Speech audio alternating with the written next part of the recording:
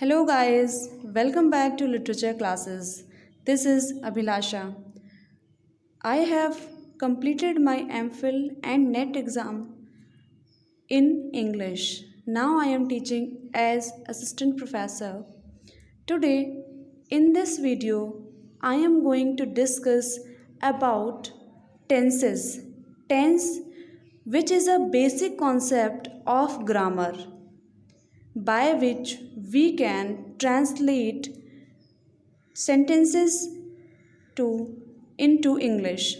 So, in this video, we can learn how to translate sentences, and also this is the basic concept of spoken English, because we need some rules, some verbs, some helping verbs, and some tenses to speak in English. So let's begin the topic. Tense.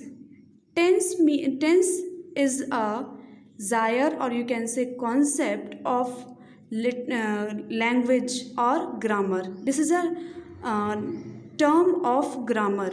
There are three kinds of tense. Tense three kinds के होते हैं. कौन कौन से होते हैं? Present, past and future tense. Present, past और future three tenses होते हैं जिनके फोर पार्ट्स होते हैं. फोर पार्ट कौन कौन से होते हैं? Present indefinite, present continuous, present perfect and present perfect continuous. So ये क्या है? प्रेजेंट टेंस के फोर पार्ट्स हैं. उसी तरह से सेम पास्ट टेंस में और फ्यूचर टेंस में है. पास्ट के भी फोर पार्ट्स हैं और फ्यूचर के भी फोर पार्ट्स हैं. Past indefinite, past continuous, past perfect continuous. Same future में future indefinite, future continuous, future perfect and future perfect continuous.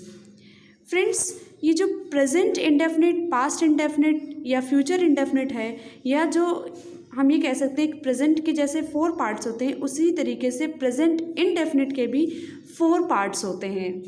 हमें ये कैसे पता चलेगा कि कौन सा सेंटेंस किस में है, किस सिंपल में है, अफर्मेटिव में है, नेगेटिव में है, या किस में है? जब हम कह देते हैं मैं खाना खा रहा हूँ, या मैं खाना नहीं खा रहा हूँ, या मैं खाना खा चुका हूँ, या क्या मैं खाना खा रहा हूँ, तो ये हमें कैसे पता चलेगा? इसका भी एक डिवीज़न है. तो वो क्या है? Present indefinite. प्रेजेंट इंडेफिनिट के सभी के सेम यही पार्ट्स हैं. प्रेजेंट इंडेफिनिट में पहले देख लेते हैं. प्रेजेंट इंडेफिनिट में अफर्मेटिव या सिंपल फर्स्ट पार्ट है ये हमारा. सेकंड है नेगेटिव, थर्ड है इंट्रोगेटिव, देन इंट्रोगेटिव, नेगेटिव. ये फोर तरीके के हैं. अफर्मेटिव सिंपल यानी I am playing, okay. Negative I am not playing. Interrogative am I playing और do I play. Interrogative negative में do I not play, like this. So ये क्या है? और यही फोर पार्ट्स सभी में अप्लाई होते हैं. मीन्स प्रेजेंट इंडेफिनिट के भी हैं, कंटिन्यूअस के भी हैं, परफेक्ट के भी हैं, परफेक्ट कंटिन्यूअस के भी हैं, और सेम पास्ट के भी और फ्यूचर के भी हैं फोर पार्ट्स. मीन्स जो टेंस है उसके थ्री पार्ट्स हैं. टेंस को थ्री डिवाइड किया गया, प्रेजेंट, पास्ट एंड फ्यूचर. फिर प्रेजेंट, पास्ट और फ्यूचर को फोर पार्ट्स में डिवाइड किया गया, इंडेफिनिट, कंटिन्यूअस, परफेक्ट कंटिन्यूअस में. और उनको भी फोर पार्ट्स में ही डिवाइड किया गया, जिसमें आते हैं affirmative, negative, interrogative, negative. Okay, यहाँ तक शायद समझ में आ गया होगा. आगे बात करते हैं. फ्रेंड्स, ये हम कैसे रिकॉग्नाइज करेंगे कि कौन सा प्रेजेंट टेंस है या कौन सा पास्ट टेंस है, या प्रेजेंट का कौन सा पार्ट है? ये जैसे हम पढ़ते हैं या बोलते हैं आई लर्न अ लेसन, तो ये कौन सा पार्ट है? कैसे हमें रिकॉग्नाइज करेंगे? मैं आगे बताऊंगी इसको. I am learning a lesson, I have learned a lesson, I have been learning a lesson for an hour. ये अलग अलग फोर टेंसेज हैं. मीन्स प्रेजेंट के ये फोर पार्ट्स हैं. Present indefinite I learn a lesson, मैं पाठ याद करता हूँ, यानी कि ये क्या है? प्रेजेंट इंडेफिनिट है, हैबिचुअल एक्शन को शो कर रहा है. आई am learning a lesson continuity को बता रहा है, यानी कि प्रेजेंट कंटिन्यूअस है. प्रेजेंट कैसे है? क्योंकि वर्क प्रेजेंट में हो रहा है. आई हैव लर्नड अ लेसन, मैंने पाठ याद कर लिया है means present, and have learned मतलब याद कर चुका हूँ या कर लिया है, इसका मतलब perfect. I have been learning a lesson for an hour. I have been, have का मतलब है परफेक्ट, बीन का मतलब है कंटिन्यूअस, बिकॉज ing भी इसमें ऐड है, तो ये क्या है, परफेक्ट कंटिन्यूअस हो गया। ठीक है, तो और इसमें टाइम भी बताया गया, इसका मतलब ये प्रेजेंट परफेक्ट कंटिन्यूअस हुआ। ये कैसे हुआ ये मैं आपको आगे बताऊंगी। पास्ट टेंस देख लेते हैं। I played a football, I was playing a football, I had played a football, I had been playing a football for 2 days। I played a football means मैं फुटबॉल खेलता था मतलब पास्ट हैबिचुअल एक्शन है, इसका मतलब है past indefinite है। I was playing a football मतलब मैं पास्ट में फुटबॉल खेल रहा था। I had played a football मैंने फुटबॉल खेला था। I had been playing a football मैं फुटबॉल खेल रहा था। कब, 2 दिन से।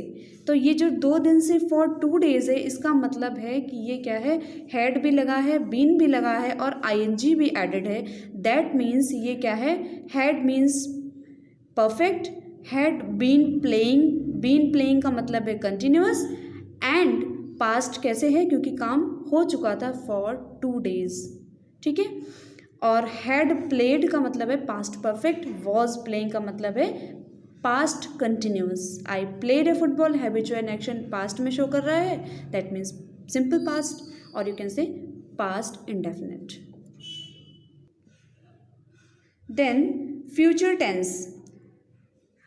टेंस में I shall write a letter, I shall be writing a letter, I shall have written a letter, I shall have been writing a letter. I shall write a letter means मैं पत्र लिखूंगा मतलब simple है, simple future में या future indefinite में है। I shall be writing a letter मैं पत्र लिख रहा हूँगा, इसका मतलब है फ्यूचर कंटिन्यूअस कैसे, कंटिन्यू है, ing एडेड है एंड शैल यानी कि फ्यूचर है। I shall have written, shall have का मतलब है परफेक्ट एंड शैल का मतलब है फ्यूचर। रिटन थर्ड फॉर्म का यूज हुआ यानी कि future tense. I shall have been writing यानी कि फ्यूचर परफेक्ट कंटिन्यूअस। ये कैसे हो रहा है ये मैं आगे बताऊंगी।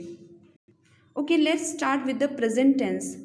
प्रेजेंट टेंस में प्रेजेंट इनडेफिनिट जो है, प्रेजेंट इनडेफिनिट को हम कैसे बनाते हैं, कैसे हम ट्रांसलेट करते हैं। जैसे हमें कोई सेंटेंस दिया है, मैं पाठ याद करता हूँ, तो मैंने उसका इंग्लिश में ट्रांसलेट किया आई लर्न अ लेसन। बट जो बिगनर्स हैं उन्हें ये नहीं पता कि इसको कैसे हम आई को पहले लिख रहे हैं या पहले हम लर्न को लिख रहे हैं फिर हम आ लेसन को लिख रहे हैं, ये कैसे, क्या इसका स्ट्रक्चर है, ये कैसे बना।